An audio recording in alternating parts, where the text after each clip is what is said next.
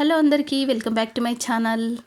ఈరోజు వెజిటేరియన్స్ కోసం మంచి హెల్తీ రెసిపీ అండి, మష్రూమ్ బిర్యానీ. దీనికి కావాల్సిన పదార్థాలు, తయారీ విధానం ఎలాగో ఇప్పుడు చూసేద్దాం. ఇలా ఒక బౌల్ తీసుకొని నేను బాస్మతి రైస్ తీసుకుంటున్నాను. మీరు కావాలనుకుంటే నార్మల్ రైస్ కూడా తీసుకోవచ్చు. ఒక గ్లాస్ బాస్మతి రైస్ని తీసుకొని 2-3 సార్లు శుభ్రంగా కడుక్కోవాలి. ఇప్పుడు ఒక గ్లాసు రైస్కి 1.5 గ్లాసు వాటర్ వేస్తున్నాను. ఇవి ఒక హాఫ్ అన్ అవర్ పాటు నానబెట్టి పెట్టుకోవాలి. ఇప్పుడు మష్రూమ్ని ఓపెన్ చేసి శుభ్రంగా కడుక్కొని మనం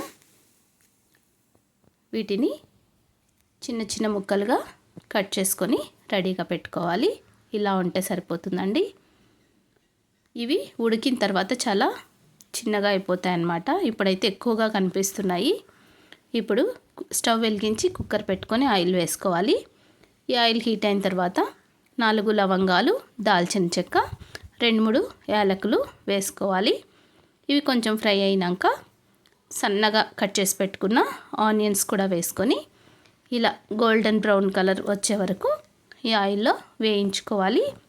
ఇప్పుడు సన్నగా కట్ చేసి పెట్టుకున్న టొమాటోని కూడా వేసుకొని ఇలా బాగా ఆయిల్లో మగ్గనివ్వాలి.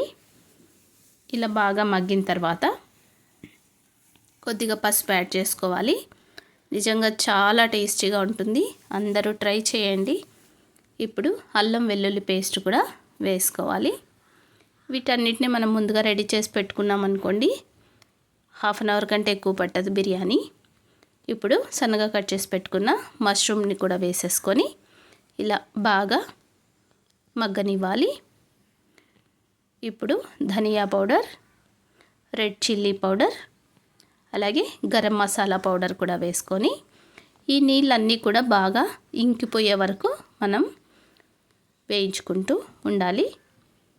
మూత పెట్టకూడదండి. మూత పెట్టామనుకోండి ఇంకా వాటర్ అనేది ఎక్కువగా వస్తుంది. సో ఇలా మూత లేకుండా ఉడికించుకోవాలి.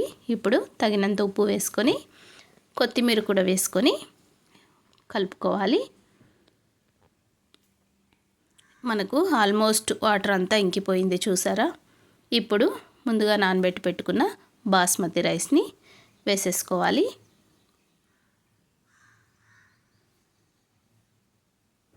ఇప్పుడు ఒకసారి ఇలా కలిపేసుకొని కొద్దిగా సాల్ట్ వేసుకోవాలి. మనం మష్రూమ్స్ వేసినప్పుడు ఉడికేటప్పుడు వేసాం కొంచెం.